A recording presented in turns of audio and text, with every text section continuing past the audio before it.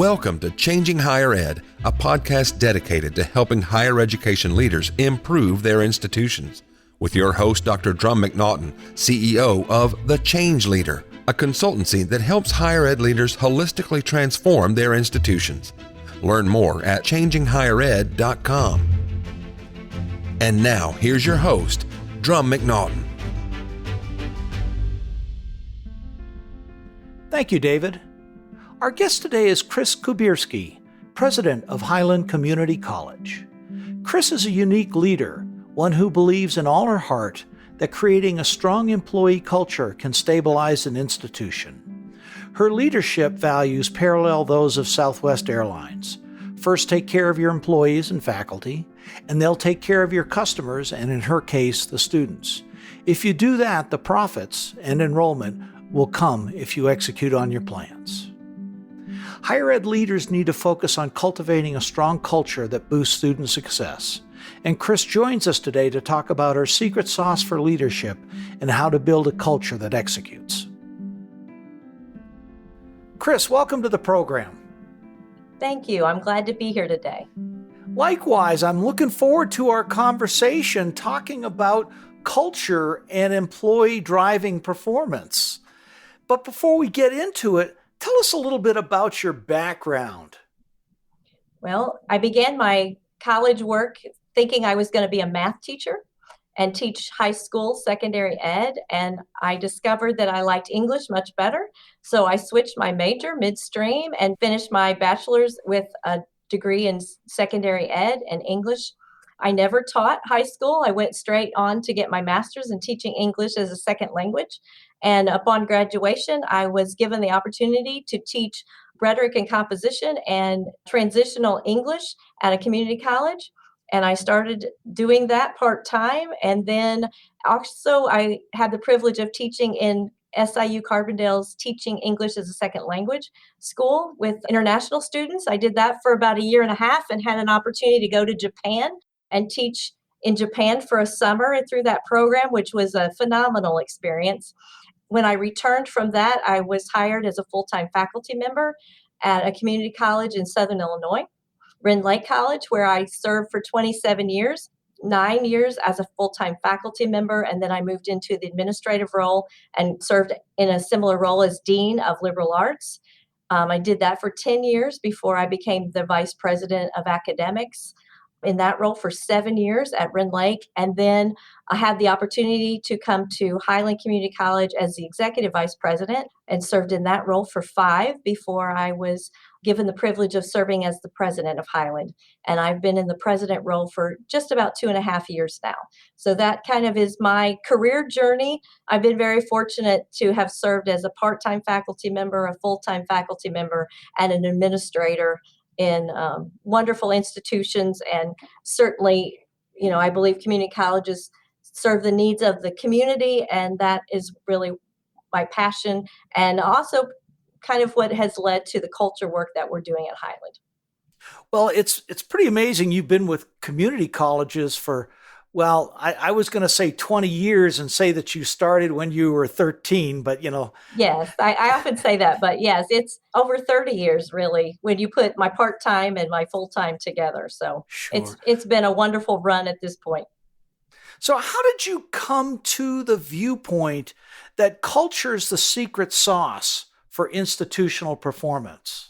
Well, I think a lot of it comes from my own experience, watching cultures change and shift and realizing at some point that maybe the fit wasn't the same as it had been, and recognizing that when you don't feel like you fit in the culture or the culture doesn't mesh with your own perspectives, that then your productivity goes down, you don't thrive. And it has its own ripple effects for the employee. But then I also liken it to the family dynamic. Having raised 3 children, I believe that I recognize that when the mother and the father are not in sync, or they're having an argument, or there's conflict, the children pick up on it, even if it's never spoken of in front of them.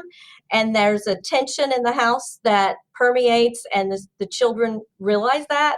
And so in thinking about it from that perspective, it seems to me that if there's friction in the college community, through employees or silos, that the students would pick up on that. And therefore, it would have a negative ripple to them and ultimately hinder their experience or their ability to maneuver and work through the system. So, really, if we want an exceptional student experience, from my perspective, we have to have an exceptional employee experience. And so that thinking is really what moved us to start thinking about the culture at Highland.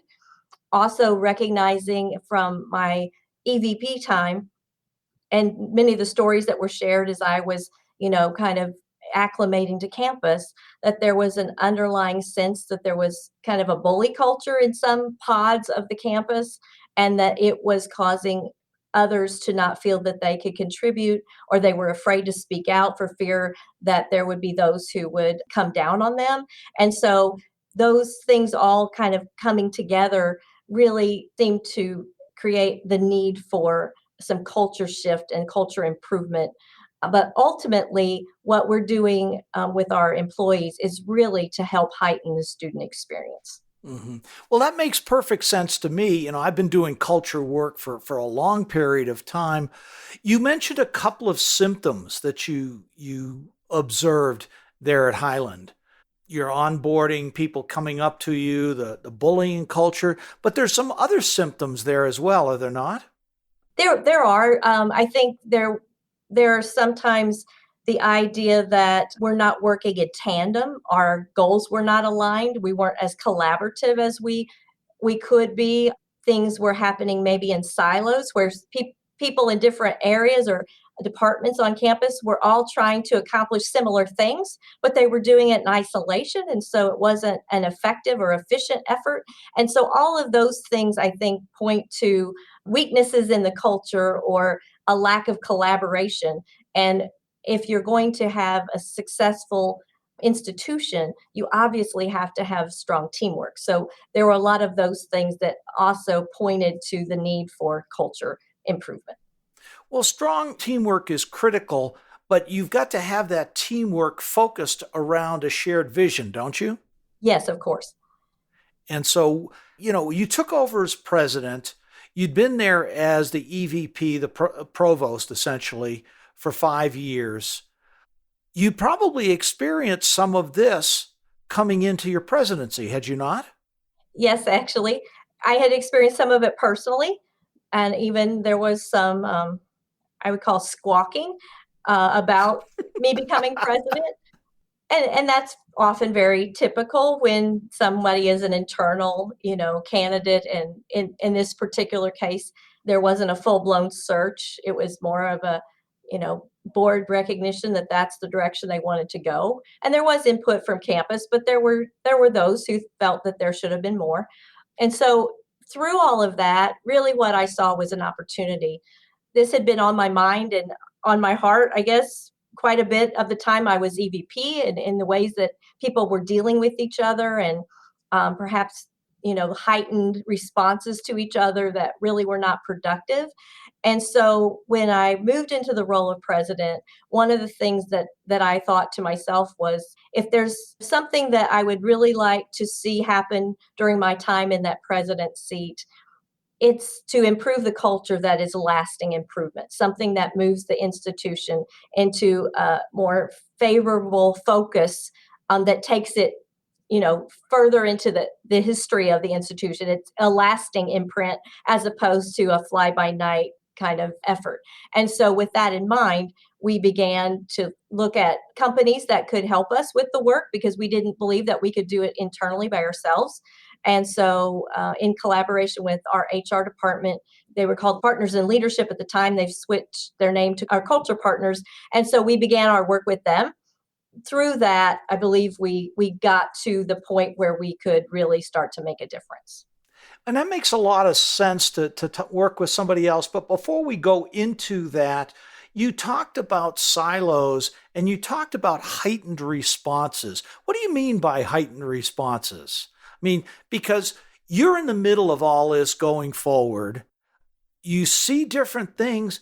It's very easy to just get engulfed by the culture. And after a while, things that you think were not normal responses. You just go, oh, that's the way it is around here. And you learn to tolerate it. Well, and I guess maybe part of it goes back to what I would say is my bumper sticker motto.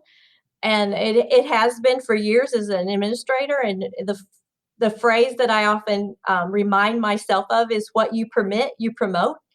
And so if you permit those kinds of, when I say heightened responses, emails that really have a terse tone and they're undercutting and then they just kind of keep unraveling and building on each other. If you permit that, then ultimately you're enabling it, promoting it. But if you permit creativity and positivity, and you encourage that, you're also promoting that. So in my leadership roles, I've really tried to step back and look at it from a wider lens, not a personal reaction. That's not always easy, but when I do that, then I see, this isn't okay. This isn't the way we want to interact with each other. This isn't how we would want to interact with our students. Why should we interact with each other that way? And so those are all some of the thought processes that were in my mind as we started down this journey. Well, that makes perfect sense. It's frankly, it sounds like we talked earlier. It sounds like a family dynamic. It's like, and many times it is. You're with these people, a great portion of the day and the week, and it, we pride ourselves in wanting to be a family in some ways, but then sometimes we interact in the negative ways that families interact. yes, we have functional, then we have dysfunctional, right? Right. So getting people to that shared vision, especially around culture, because we've done culture change work for many years, and it's not an overnight thing. Bringing a firm in, having them work through some of the issues. How did you decided to bring the firm in? They came in. What did you tell them? What were your goals, and what was the process that they wanted to use? So our goals were to really shift the culture, particularly getting at the underlying bully attitude, but also we talked a lot about the need to improve the student experience and how we wanted to do that by improving the employee experience. And really with the firm, we identified about 30 individuals that we thought were key stakeholders in this process. It was a cross representation of campus. So it was administrators, it was directors and staff members and faculty members. And so with that collected group, we engaged in what we call culture workshops. We did a lot of discussion about what the culture was now and what we saw that was positive as well as what was negative. And then we talked about what we would want the ideal culture to be. What were we striving for? And with that group, then we identified what we called our cultural beliefs. And we identified 5 of those. Yeah, that's really interesting because not many folks, culture generally is a top-down process, generally, not always, but we have a saying with the firm, people support what they help create. And it sounds like that's what you were doing with this, is getting the stakeholders involved, the 30 people, to come up with where you are, where you want to be, and then creating these culture beliefs. Does that make sense? Yes. Yes. And we believe that for campus to buy into it and to embrace it, it would have to have the voices of campus. And so that was the approach that we took. Mm-hmm. So what were those 5 cultural beliefs that you came up with? Yes. So I see them as kind of building on each other in a ladder. The first one is rise up. I actively participate in constructive and representative decision-making process and support the outcome. Wow, I like that. What's Yeah. And next? let me tell you, it took a long time to tweak each of these and come up with the right words, but we spent a lot of time thinking about the words, and particularly I actively participate. I don't just sit on the sidelines, those kinds of things. And support the outcome was critical for us, that when a decision is made and I don't go out and backbite it, then I support the outcome, even if that wasn't maybe fully what I wanted personally. The second one is open up. I listen with an open mind, seek to understand, share honestly, and communicate respectfully. That's really important for a Yes. bullying culture, isn't it? that communicate respectively. Yes, and we also see a lot of connection between our culture work and our DEI work, Oh. and particularly that seeking to understand element, I think is very, really transposes into the DEI work that we and many other institutions are, Mhm. embarking on, particularly in this time in history. It reminds me of, I think it was Stephen Covey who said, seek first to understand, then to be understood. Yes, he did. Number 3. The third one is own it. I proudly contribute to the achievement of our goals. Okay. And I like the word proudly there, that I don't just half-heartedly contribute, I proudly contribute. That means you've got engaged employees. Yes, exactly. And if you come back to that in a little bit, I'll tell you a little bit about our engagement score. The fourth one is be bold. And we've spent a lot of time focusing on this one, particularly post-pandemic. I embrace transformation, big or small. Nice. Know that to be current and relevant in higher ed, we're going to have to transform. So that's been a focal point for us, particularly this academic year. And the last one is kind of the height of them all. One, HCC. I trust and collaborate because we are better together. Oh, I like that. I Yes. like that. And we have put this all under the umbrella of One Highland.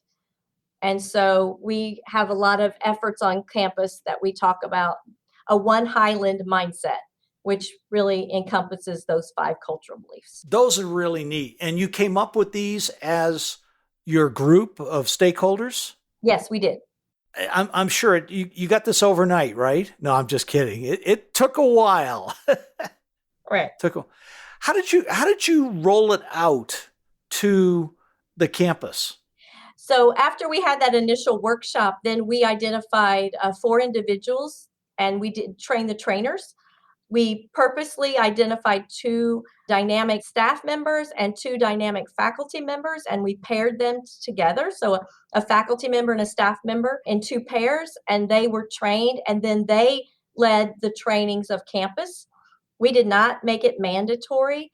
We believe that if people really were going to change, they had to want to change within themselves, and they had to adopt this themselves. It couldn't be forced upon them. And so we offered several different workshops at various times and tried to make it at convenient times for faculty and staff. That's really how we started spreading it. I don't know that we got every single supervisor to participate, but the majority of our supervisors did participate as well. And we speak about that a lot in our supervisors meetings, as well as, any meetings that we have on campus.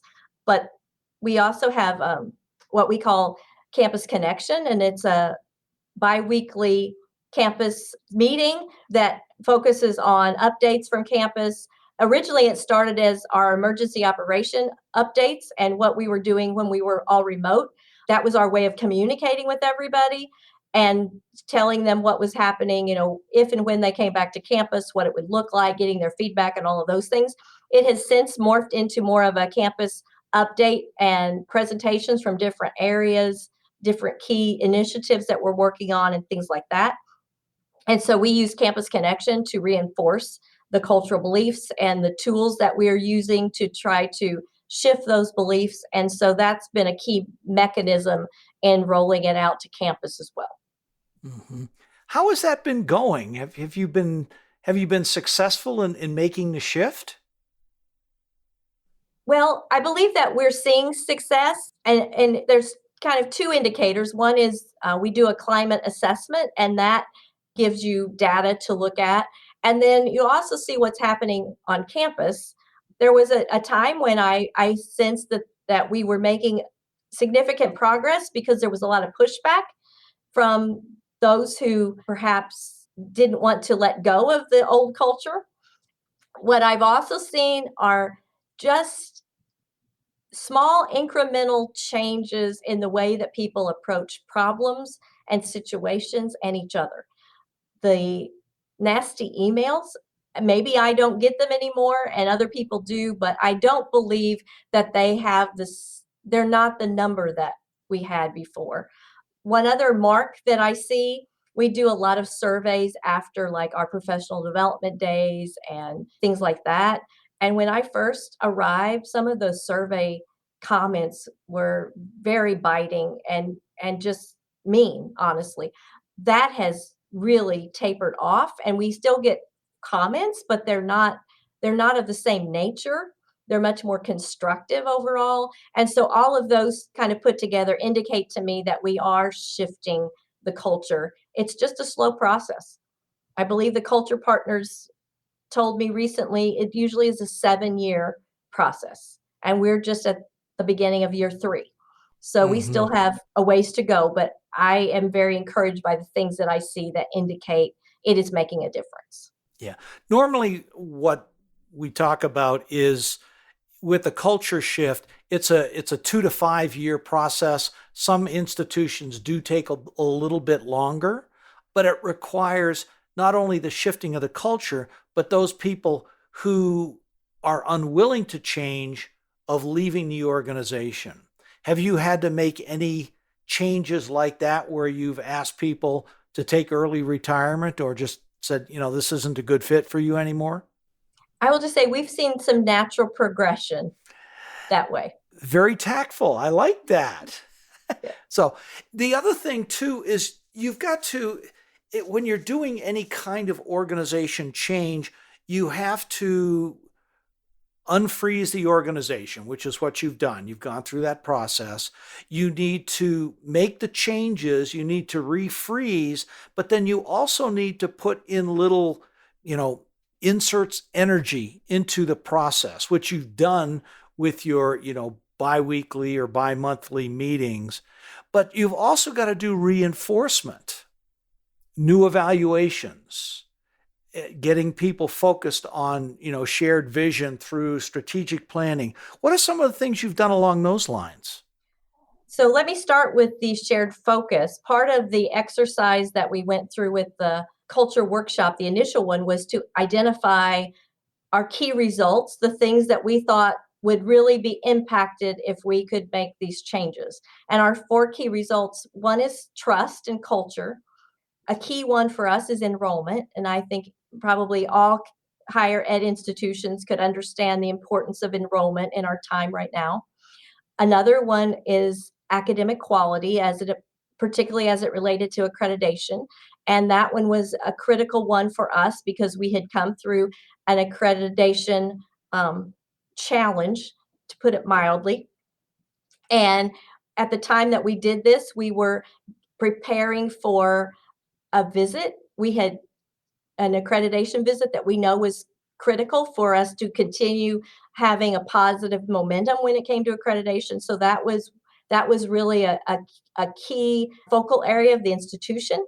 We had seen success in dealing with the challenge, but we knew that we couldn't back off of it. And so that was very important. And then the other one was financial health, and that is clearly tied to enrollment, and strong accreditation as well. So those were our key results, and we have just completed our next cycle of strategic planning, and those key results are also mirrored in our strategic plan as our key indicators or our key focal points for all of the other things that fall underneath that. For example, the financial health is termed a bold future. And so we've also wrapped in some of those words from our cultural beliefs into our strategic plan so that it is clearly aligned.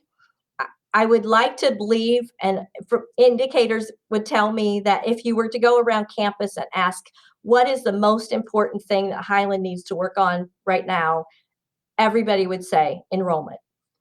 If you had asked them prior to this, I don't believe that you would have heard the same thing resonate. I believe everybody understands that they have a role in enrollment and that is what we need to collectively focus our energy on, because if we do that, everything else will kind of follow suit. Hmm. That's a great example of a shared vision. But you've also changed your evaluation processes, have you not?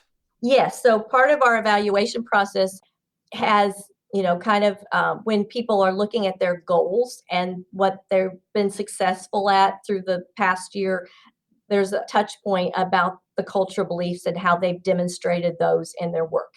And then it's also been part of a new effort. We have a recognition committee that was formed, employee recognition committee. We already had, an annual awards kind of and recognition, but this is something that's being done to show the employees that they're valued as employees and people. And so some of them, for example, prior to the Halloween holidays, we did apple cider and donuts morning, where everybody came and got your donut. You sat around and, conversed with your colleagues for a few minutes and then went on about your day. We do things like that periodically. We've also just done, we are the Cougars, so we do a lot of things with PAWS, PAWS, but we're doing PAWS for recognition. So that is a new thing that the recognition committee's rolled out, and it will be a monthly traveling trophy kind of approach to, again, reinforce the cultural beliefs that people are demonstrating. And so this recognition is built around one of those things that, whether they've demonstrated rise up or open up or whatever, it's wrapped around that. That's really neat. One of the things that I've seen institutions do very well is empower their employees, their faculty, to give each other awards throughout the month. I don't know if you guys are doing that or not, but it's not just coming from the committee, it's coming from anybody. The nominations come from campus, and then the committee selects the winner. So they're being nominated by their peers. Nice. Very nice. And so it's embedded in your evaluation system, your employee, your recognition committee. What do students think about all this? Well, I don't know that students really directly know about this. It's something that we work on more internally with our employees. My hope would be that the students are seeing the ripple effect of the work, but I don't know that our students would speak to it directly, because I don't believe that we've spoken to them about it directly. And part of that is, you don't want students to think you thought your culture was broken, because that can have its own negative effects. But we want them to sense that we are collaborative, that we are supportive of each other, that when they go from department to department, there's a smooth flow and people are speaking positively about what they will encounter when they go to tutoring, or what they will encounter when they go to the testing center, those kinds of things, so that they're hopefully sensing it in that way, even though it's not being directly communicated to them. Well, one of the things you mentioned to me when we spoke a couple days ago, you had noticed that employees and faculty appear and they're asking more about what students think and about how this particular action might affect them. Can you talk to that a little bit, please? Yes. So I believe that started kind of organically through the pandemic, but I'm seeing that it's not fading. So there are a lot more requests that, about surveying students or the student voice, doing focus groups and things like that when we have projects. And a good one, we've been revisiting our cafeteria process and project and how we might be more economically sustainable with our cafeteria service.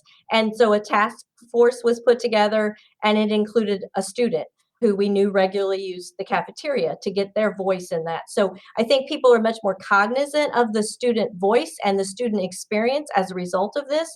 I do believe also we usually do the Community College Survey of Student Engagement, the CESE, every 3 years. And so this spring semester is our cycle to do that. So we're very interested to see how those student engagement scores might look now versus 3 years ago. And it's hard to know because you're not really looking at apples to apples when you think about the effects of the pandemic. At the same time, I would hope that those scores would be the same, if not better, because of the work that we've done, and certainly not have, decreased. Well, I certainly expect they will, because what you have done here essentially is use the Southwest Airlines model for culture. Take care of your people who take care of your customers. In your case, that's the students. And if you take care of your students, your enrollment, your profits will grow. So good on you for using a well-proven model. We are at the end of our time, Chris. It happens every time. 3 takeaways for your fellow presidents and boards on what they need to do about culture. Well, when I was thinking about that, I've got maybe 3 comments. Culture impacts creativity, productivity, and your ability to serve students in an exceptional way. So that's 1. 2, culture work is a long-term commitment. That it is. And 3, and recognition and celebration are key components of a strong culture because they reinforce the cultural beliefs of the institution. Those are great takeaways. So, university presidents, you got your marching orders, right? There you go. So, Chris, what's next for you? Well, I think particularly as it relates to the culture work, we're working on some leadership development, a series of that. And so really making sure that our leaders and our future leaders understand the importance of culture and the impact of shifting that culture. My heart has always been in the classroom as a faculty member, and I don't have a lot of interaction with students in the same way that I did when I was teaching.